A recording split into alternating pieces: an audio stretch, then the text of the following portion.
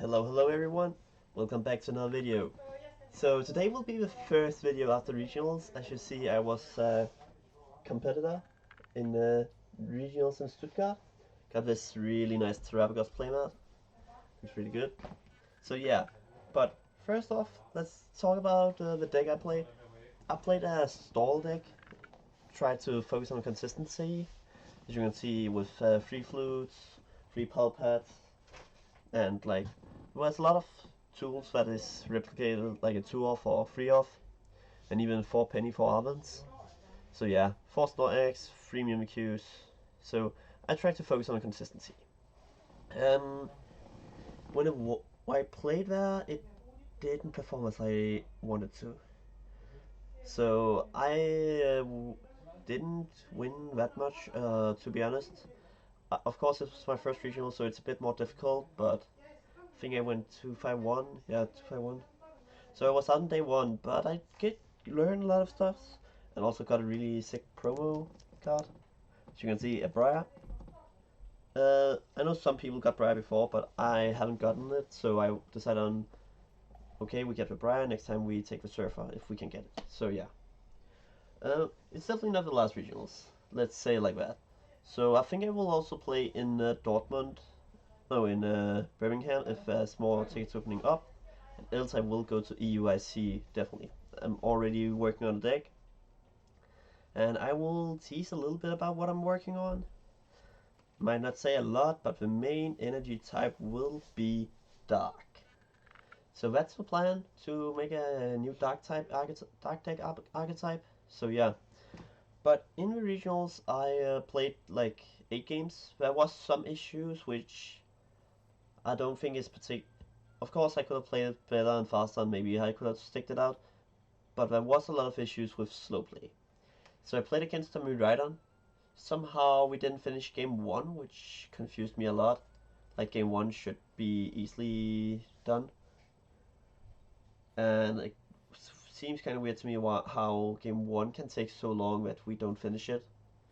So yeah, game 1 was a tie because it didn't get finished even within the time. Discarded all 4 generators and all that stuff, so it was pretty quick. So first game I tied out. Second game, let me think. I think I played. Okay, actually, let's see if we can see it on RK9. Stuttgart regionals. Because I'm not. Oh, I need to. Oh well. So player dashboard. First off, let's go in here and see history. Stuttgart regionals. Oh, it still says incomplete. This is definitely complete. So, but yeah, there was also some issues on the stream where some people didn't do as they should. Like, okay, so as you see, one time against Sam Eddie Kelly, she played 2 games and then dropped, which no 4 games and dropped with 2 points, which kind of sad. Liam Burton almost getting into day 2.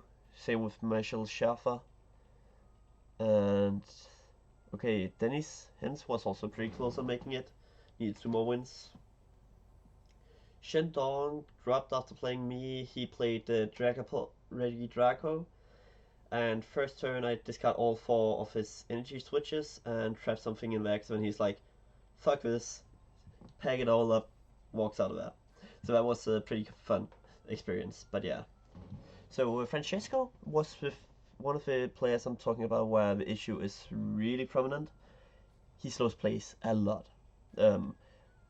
It's not the first tournament he has been to, and he has done it before.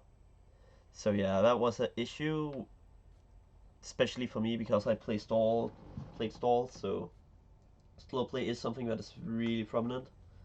And he also plays stall, so we can't check the decklist of them.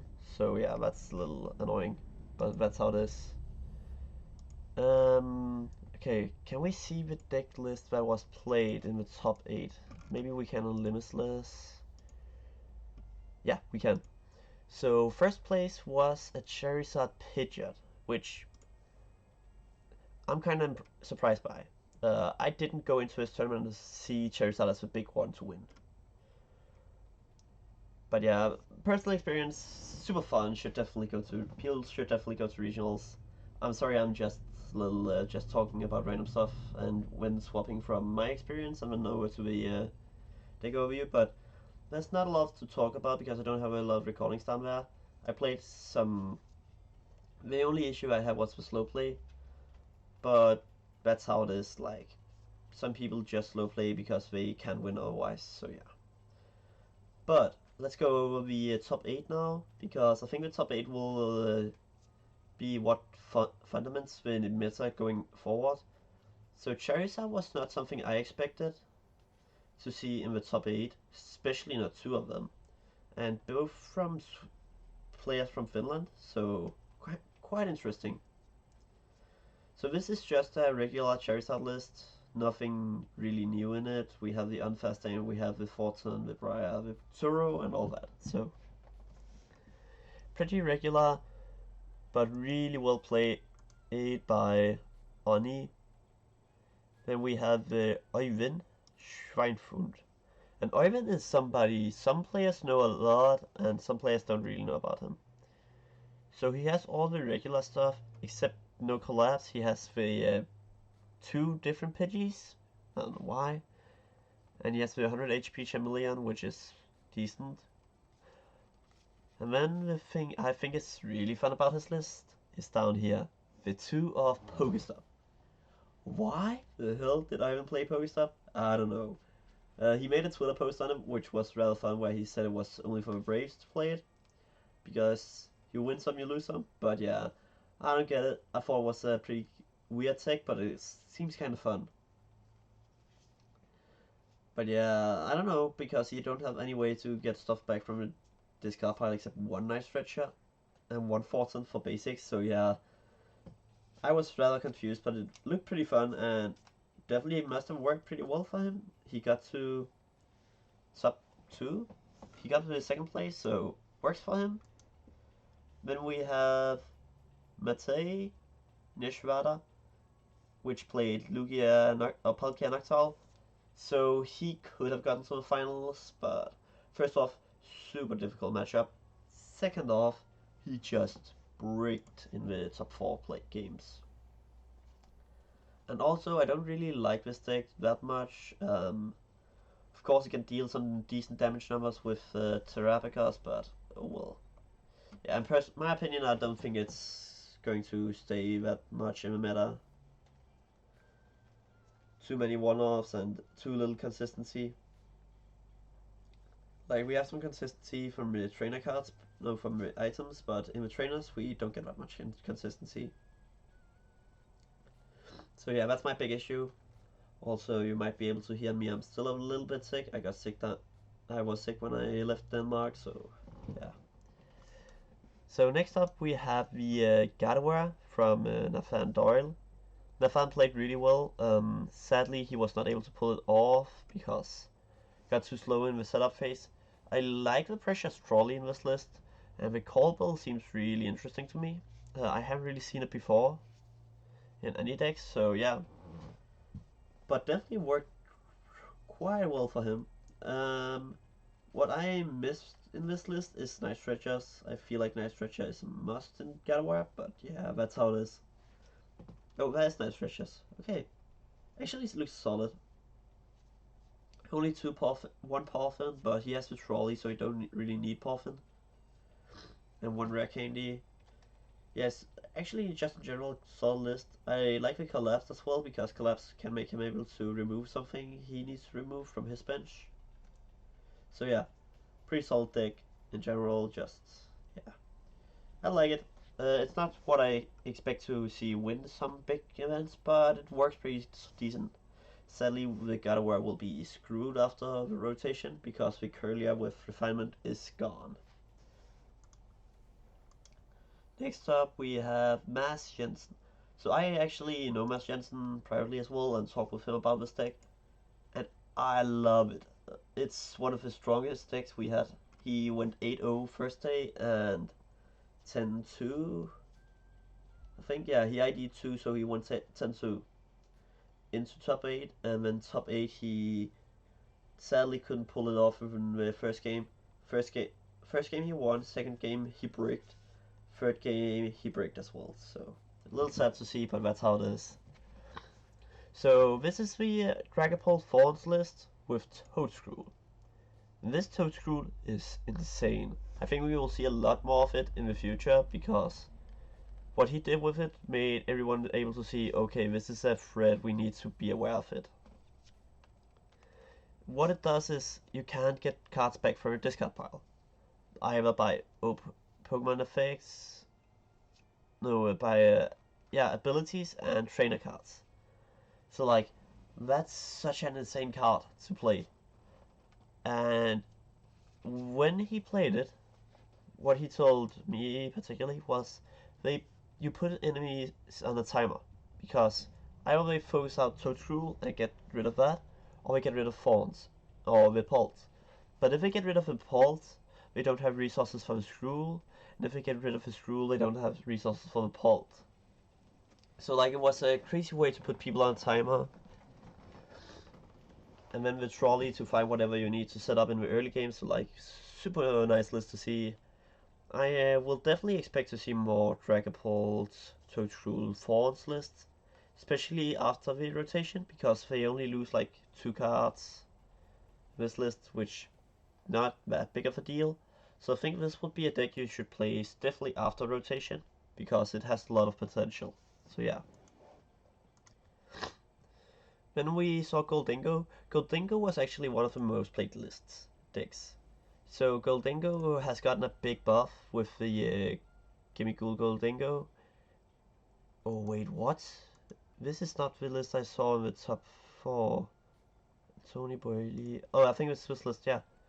So she probably got what? Why is she's not? Oh, she played top 8. Yeah, right. So this deck was on stream, and there was a bit of an issue. She was in a game 2 against Oyvind. She evolved. She had one Fizz and one Gimmighoul. Gimmighoul wasn't active, Fizz was on bench. She had just used Cyphermaniac to get the Goldingo on top of her deck. She got the Goldingo, coin bonus, get the ESP, and use that and all that. And have a Poffin and a Nestball. She used Poffin, she used Nestball, she got that from Fizz. And here comes the issue. She suddenly evolves one of the Gimmighouls on bench into a Goldingo. Nobody noticed that, not even the judges. I mean, us people on the seats were like, wait, what? How did that happen? And everyone was shouting about it, like, what happened here? But the judges didn't see it. The players didn't see it. Nobody on the stage noticed it. Which I think is insane. That should never happen in the finals. Or a top 8. But yeah, that's how it is. You can say luckily she didn't win it, because if she would have won it, it would be through cheat and would have caused some problems. So yeah, 2 Gimmighoul Goldingos, one with Palkia, one without. Personally, I don't like Gimmighoul. I think it's a fun deck, but I don't think it's consistent enough. Then, Claus Pagos. Claus Terrapagos is a deck we have seen so much in this regionals. Like, holy Christ. It was insane how many Claus Terrapagos there was. I even lost to one and was like, oh well, that's how it is. But the tempo this deck puts on is so fucking insane. Turn 1, they almost every time get Precious Trolley, they get the Pagas down, they get the Area 0 down, and it's just say, the entire bench is full. You're fucked. Like, this deck is so tough to shut down. They have so many tools, they have so much power in it, like, I see this deck as a big threat in the future meta, so, because it has so much potential. Sadly, we lose the Sneasler and the Electrode and Oranguru and Luminion, so it loses a lot of tools, but I still think people will find a way to make it work. It's a lot of one-offs and stuff in this deck, like, especially supporter-wise, but in general, I think it's good. It's not the most consistent deck, that's a big issue that draws it back. Just like Lugia, it has some inconsistencies, but because it's mainly one price based, it's still good. So yeah. But in general, I would recommend everyone watching to go to the regionals. And if you enjoy these videos, if this is just a short one compared to usual, please leave a like and subscribe. I will try to make more shorter videos, maybe not upload as often, but upload more, what can I say, work through videos. So yeah. So hope you enjoyed it, and peace out from here. This is my first regional like recap, and also recapping on the top 8. So yeah, see you guys. Peace out from here. Stay safe.